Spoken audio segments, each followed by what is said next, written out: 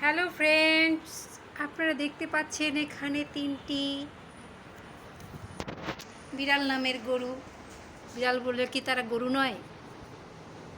সেই প্রকৃতির তিনটি গরু কিভাবে ঘাস চর্বণ করছে, চরণ মানে চাবাচ্ছে। দেখুন একটি ক্লোজ শট নিয়ে। তারা আত্মতৃপ্তির সাথে ঘাস চর্বণ করছে। তাদের শান্ত প্রকৃতির কারণে তাদের আমি ছাদে নিয়ে যেতে পারি না, তাই টব ছাদে থাকে।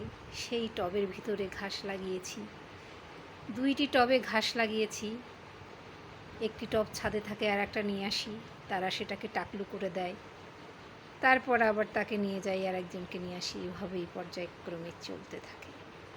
আপনারাও যারা এইরকম বিড়াল প্রকৃতির গরু না গরু প্রকৃতির বিড়াল পালেন, তারা আমার এই পদ্ধতি ফলো করতে পারেন। মিশুক,